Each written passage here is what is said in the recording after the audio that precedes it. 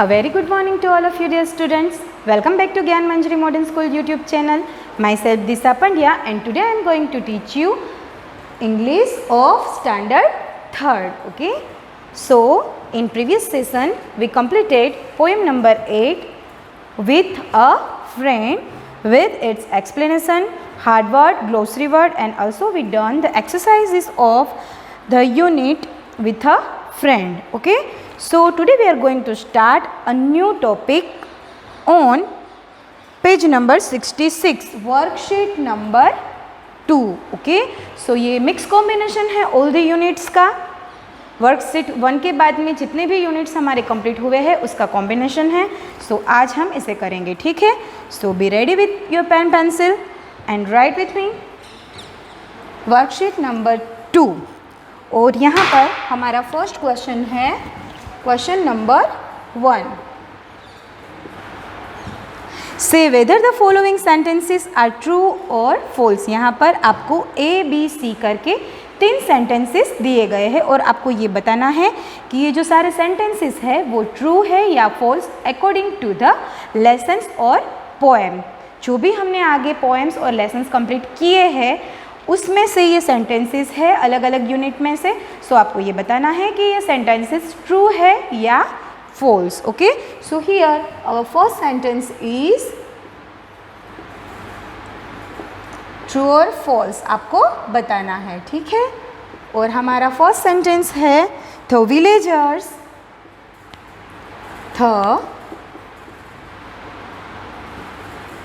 Villagers asked the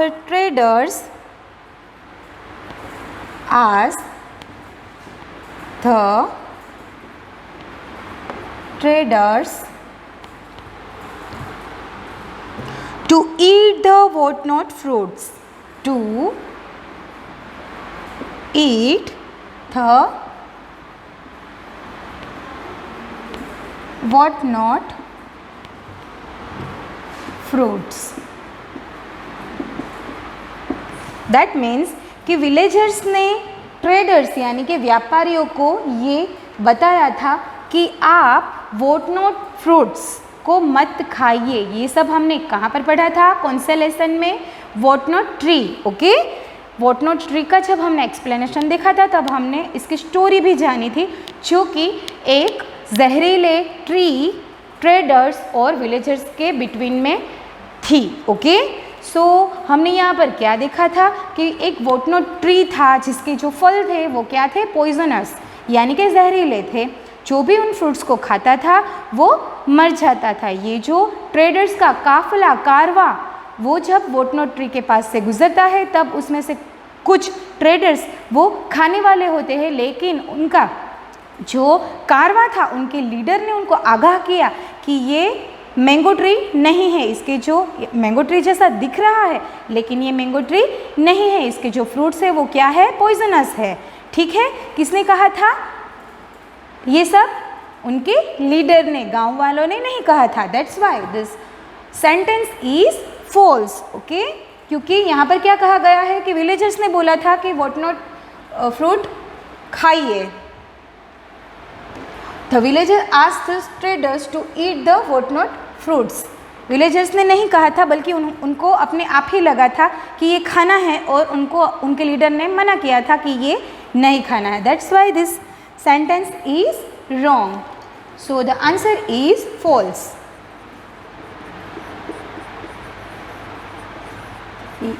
okay. Now sentence number 2. The narrator of the story,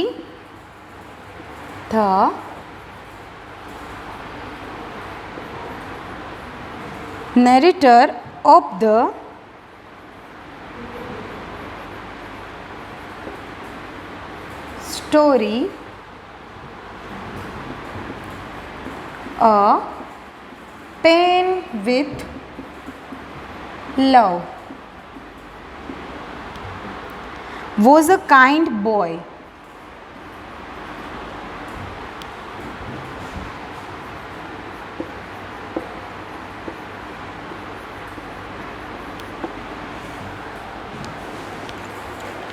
sentence में हमें क्या information मिली है कि the narrator of the story a pen with love, यानी कि अ पेन विथ लव हमने जो लेसन देखा था, वो जिसने बोला है या कहा है उसको यहाँ पर क्या कहा गया है, नैरेटर, यानी कि स्टोरी को बयां करने वाला। The narrator of the story a pen with love, जो नैरेटर है इस स्टोरी के a pen with love was a kind boy, वो एक बहुत ही दयालु लड़का था।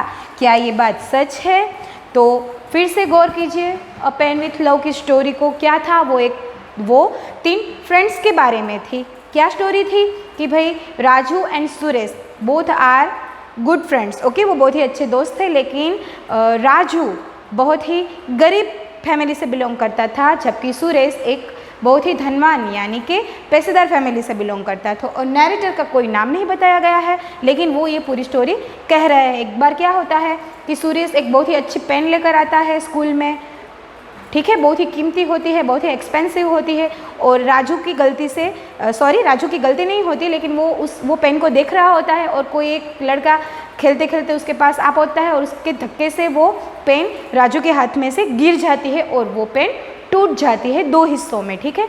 फिर सुरेश राजू के ऊपर चिढ़ जाता है, गुस्सा होता है, चिल्लाता है, उसको मारता भी है और उन दोनों के बीच में बहुत ही मनमुटाव हो जाता है, ठीक है। तब हमारे स्टोरी के नैरेटर यानी कि जिसने ये स्टोरी हमें बताई है, वो सुरेश को समझाते हैं कि पेन से ज़्यादा तुम्हारी फ्रेंडशिप ज़्यादा एक्सपेंसिव मूल्यवान है। एक पेन की वजह से तुम्हें, जो राजू तुम्हारा इतना अच्छा प्यारा दोस्त है, उसके साथ में दोस्ती नहीं तोड़ देनी चाहिए। वो उसे अच्छे से समझाता है और सुरेश को भी अपनी गलती रियलाइज़ होती है, ठीक है। फिर वो राजू से माफ़ी मांगता है, उसको सॉरी बोलता है, उसको हग करता है और ऐसे ही ये स्टोरी फिनिश होती है। और हमें ये सीख मिलती है कि किसी भी चीज़ के तुलना में, कंपेयर में हमें हमारी दोस्ती को नहीं रखनी चाहिए, क्योंकि दोस्ती, अच्छी फ्रेंडशिप, गुड फ्रेंडशिप सभी रिश्तों से परे होती है, ठीक है। सो ये सुरेश को किसने सिखाया? नैरेटर ने। दैट्स वाई यहाँ पर क्या कहा गया है कि ये जो नैरेटर है स्टोरी का, वो बहुत ही दयालु है। तो क्या ये बात सच हुई? यस, दिस इज ट्रू, क्योंकि उसी की सीख के कारण ही सुरेश को अपनी गलती रियलाइज़ हुई थी और उसने राजू को सॉरी कहा था, ठीक है। That's why this sentence is true. Now third, hugging is one way of saying let's be friends. यहाँ पर एक बहुत ही ब्यूटीफुल सा सेंटेंस दिया गया है, hugging is one way of saying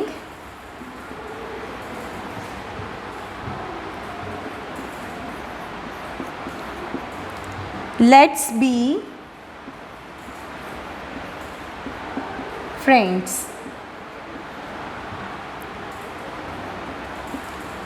देखिए यहाँ पर क्या कहा गया है, हगिंग, HUGGING, हग का ING वाला फॉर्म है। हग यानी कि गले लगाना। Hugging is one way of saying, hugging यानी कि गले लगाना एक रास्ता है किसका? Let's be friends. Let's be friend यानी कि चलो अगेन हम फ्रेंड्स बन जाते हैं। हगिंग एक ऐसा रास्ता है जो कि ये बताता है कि चलो फिर से दोस्त बन जाते हैं।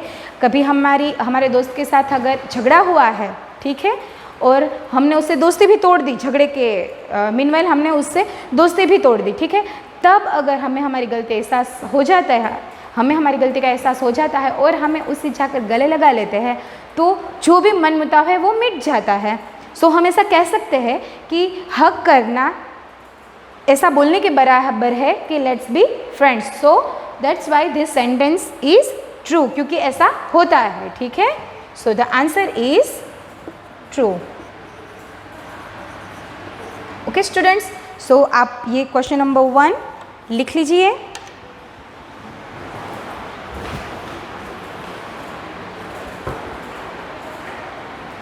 Okay students, now moving forward to our next question, question number 2.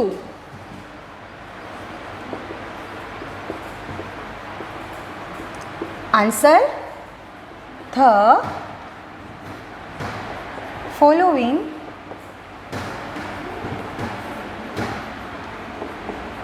questions, जिसका हमारा फर्स्ट क्वेश्चन है, What did Raju want to do with the new pen? What did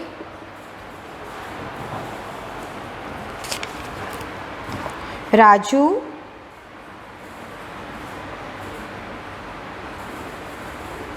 want to do with the new pen? Raju अपने new pen के साथ Raju new pen के साथ क्या करना चाहता था? And the answer is Raju want to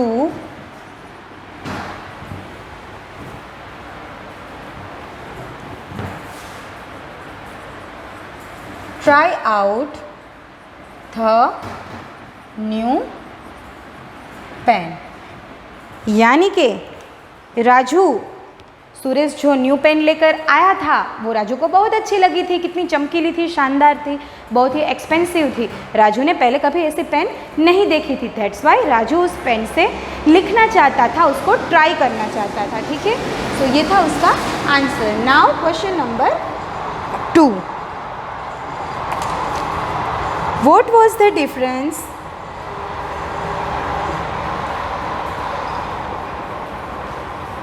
What was the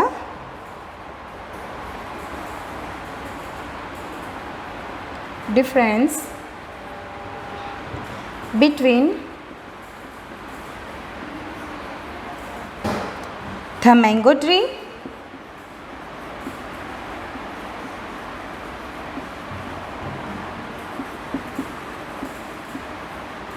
and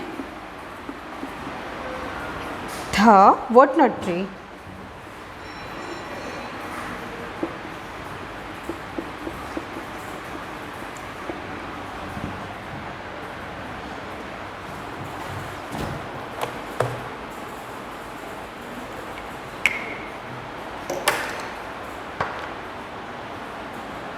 देखिए यहाँ पर क्वेश्चन में क्या कहा गया है, what was the difference between the mango tree and the walnut tree, यानी कि मैंगो ट्री और वॉटनॉट ट्री के बीच में क्या डिफरेंस था। अकॉर्डिंग टू द लेसन जो वॉटनॉट ट्री था वो दिखने में एकदम से ही मैंगो ट्री जैसा ही था, उसके जो फ्रूट्स है वो भी दिखने में मैंगो ट्री के फ्रूट्स के जैसे, मैंगोज़ के जैसे ही थे, और इवन उसकी स्मेल भी एग्जैक्टली मैंगोज़ जैसे ही थी। फिर भी उसमें एक मेजर डिफरेंस था जो कि कारवा के लीडर को पता चल गया था, और वो क्या था कि वॉटनॉट ट्री है उसके जो फ्रूट्स है वो क्या थे, पॉइजनस थे, और जो मैंगो ट्री के जो फ्रूट्स होते हैं यानी कि मैंगोज वो पॉइजनस होते नहीं हैं, वो खाने के योग्य होते हैं। ठीक है, so the major difference between them is walnut tree के फ्रूट्स आर पॉइजनस एंड जो मैंगो ट्री है उसके फ्रूट्स पॉइजनस नहीं थे। Okay, so we can write the answer like this. The mango tree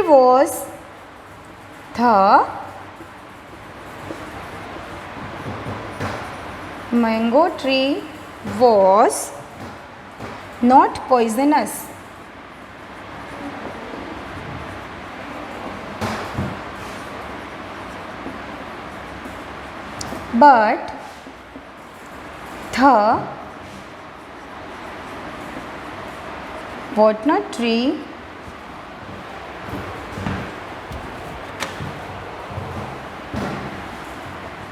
but the walnut tree was poisonous. Okay, so ये है question number 2 का answer. Now moving forward to question number 3।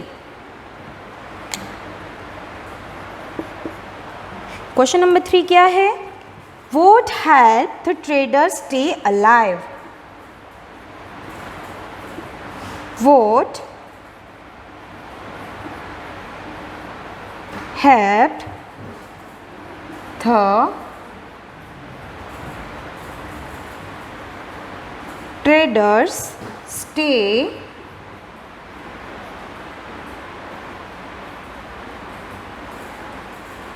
alive। यानी कि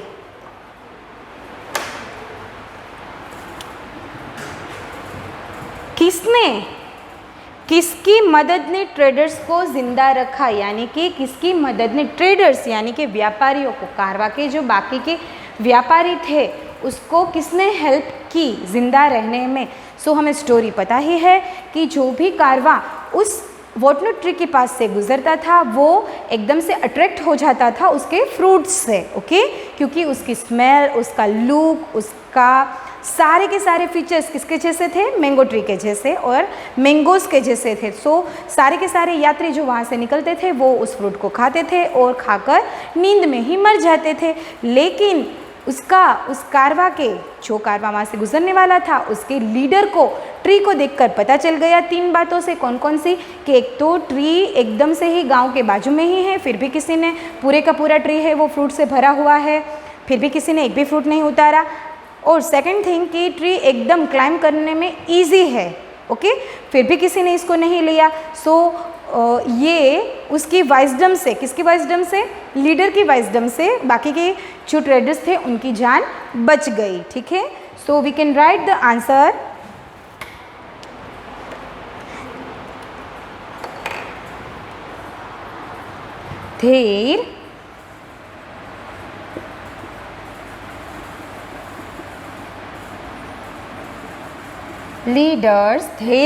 Their leaders यानी कि जो traders थे उनका leader, their leaders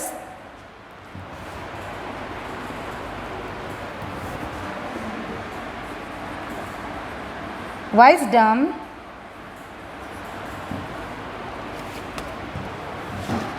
help the traders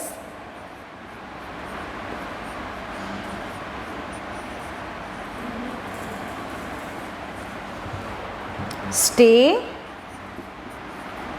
alive. Okay, so here our question number 2, answer the following questions is also completed. Please write down in your books.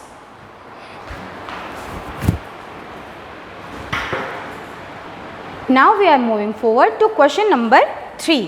और question number 3 यहाँ पर क्या है, give one word, give one word for the following, for the following यानी कि यहाँ पर एक सेंटेंस या तो कोई एक फ्रेज दिया गया है जिस पूरे के पूरे सेंटेंस के लिए आपको कोई एक वर्ड यहाँ पर लिखना है। ओके, सो इसमें हमारा फर्स्ट है trying to find out all the information, trying to find out all the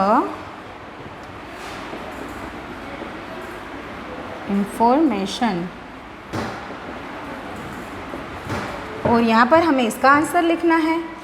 okay, so trying to find out all the information यानी कि सारी की सारी इंफॉर्मेशन, जो भी कोई भी माहिती है उसको इकट्ठा करना।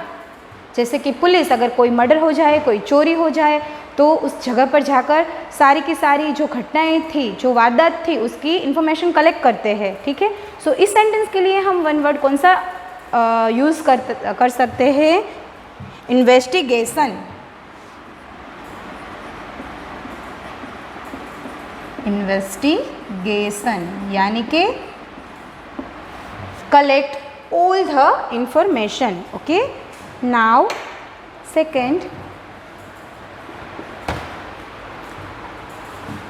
Open space in front of a building, open space in front of a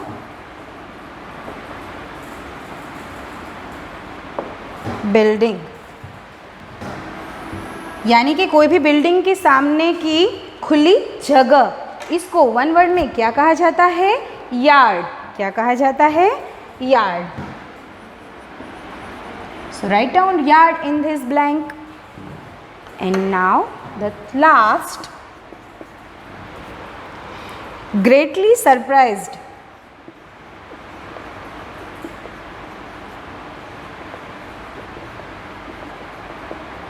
यानी कि एकदम से आश्चर्यचकित हो जाना, अचंभे में पड़ जाना, उसको क्या कहेंगे वन वर्ड में?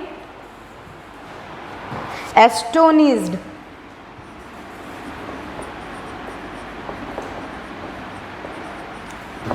सो ये कंप्लीट हुआ हमारा question number 3। Now question number 4। What are the babies of these animals called?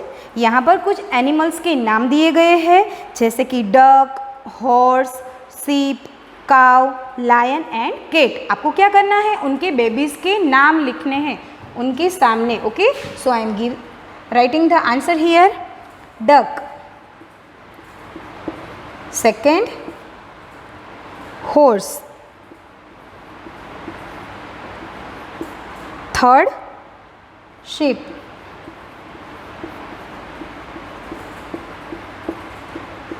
here are animals और मैं यहाँ पर उनके बेबीज के नाम लिखूंगी, ठीक है। Fourth cow, fifth lion and last cat. इन सारे एनिमल्स के बच्चों के हमें नाम लिखने हैं। सो फर्स्ट, डक के बच्चे को क्या कहा जाता है? डक के बेबी को डकलिंग। क्या कहा जाता है? डकलिंग। नाउ हॉर्स, हॉर्स के बच्चे को कार्ट या तो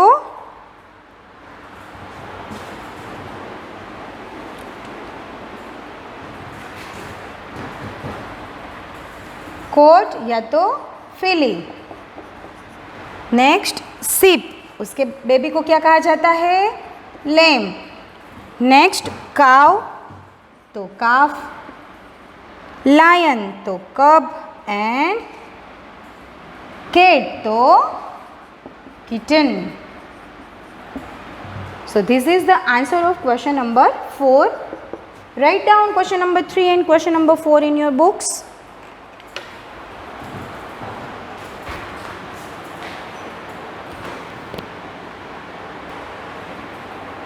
Okay students, now moving forward to question number 5.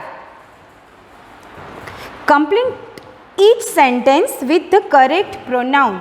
आपको यहाँ पर A to E sentences दिए गए हैं और आपको यहाँ पर according to subject object जो भी है सेंटेंस को अच्छे से रीड करके उसकी जगह पर जो भी नाउन है उसकी जगह पर आपको क्या यूज़ करना है? प्रोनाउन। जैसे कि first sentence, Suresh said the pen is. So यहाँ पर नाउन क्या क्या है? Suresh and pen, but subject कौन है? सुरेश। तो सुरेश की जगह पर कौन सा प्रोनाउन यूज़ होगा? ये आपको ब्लैंक्स में लिखना है। So I am giving you question number 5 in your homework. ठीक है, ये आपको होमवर्क में करना है। I will give you answer also. Okay, question number 6. Now question number 6, fill in the blanks with the correct question word. Fill in the bracket with the correct question word. With the correct question word. Okay, और उसका हमारा first question है, पहले एक sentence दिया गया है और उस सेंटेंस के अकॉर्डिंग सारे क्वेश्चंस है। Okay, and the sentence is the spirit in the tree, the spirit in the tree asked the king.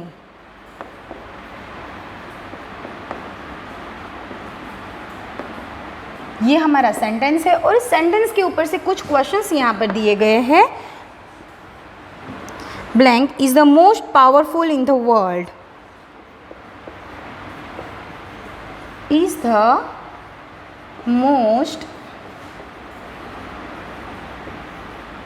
powerful in the world. ये हमारा क्वेश्चन है. ओके, सो पहले मैं आपको क्वेश्चन समझा देती हूँ. आपको क्या करना है कि आपको यहाँ पर कुछ क्वेश्चंस दिए गए हैं ब्लैंक के साथ. तो आपको क्या करना है, इसमें इस ब्लैंक के अंदर आपको राइट WH क्वेश्चन वाला word, who, whom, when, why, what. Okay, ये सारे WH क्वेश्चन वाले वर्ड्स हैं. उनका सही इस्तेमाल यहाँ पर आपको करना है. यहाँ पर एक सेंटेंस दिया गया है, the spirit in the tree asked the king.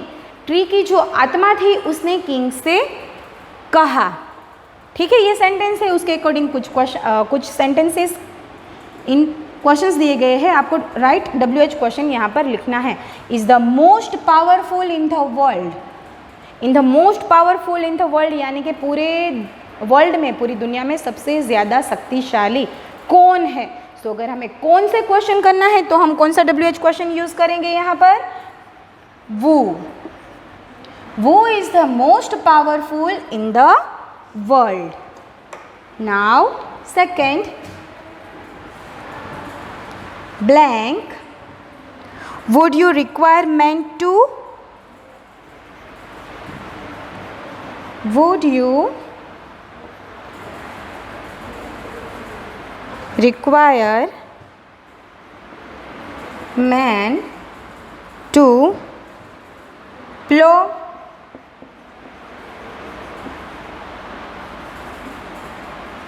your field.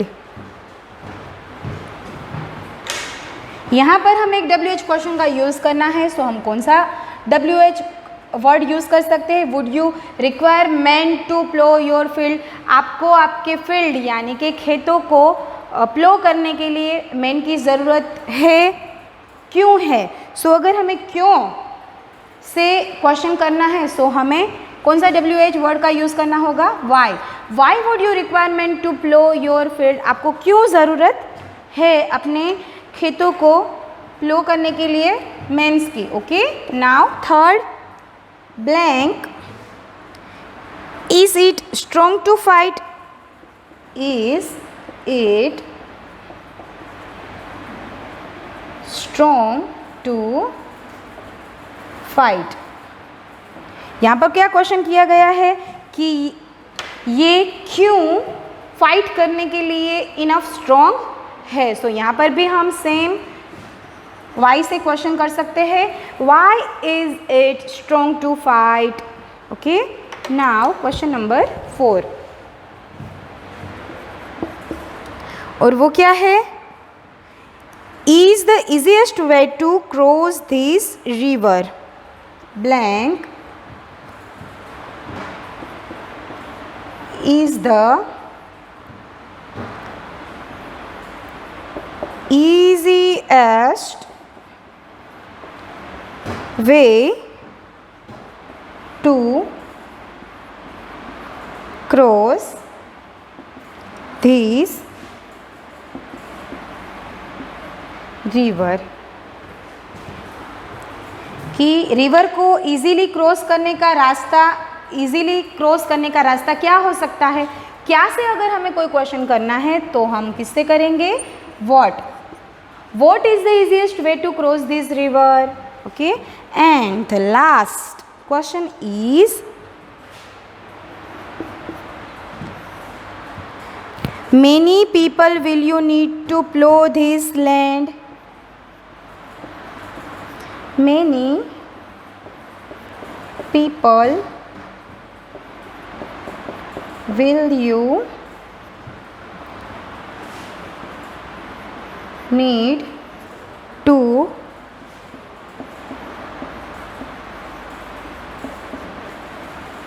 Plough this land, यानी कि आपको कितने लोग चाहिए लैंड को प्लो करने के लिए। सो यहाँ पर हमें कौन से WH वर्ड का यूज़ करना पड़ेगा, मैनी है, कितने, आपको कितने लोग चाहिए। सो हम हाउ से, ये भी एक WH क्वेश्चन वाला वर्ड ही है। How many people would you need to plough this land, यानी कि कितने लोग चाहिए। Okay, so here our question number 6, worksheet number 2 का लास्ट क्वेश्चन भी कंप्लीट हो गया। Please write down in your books.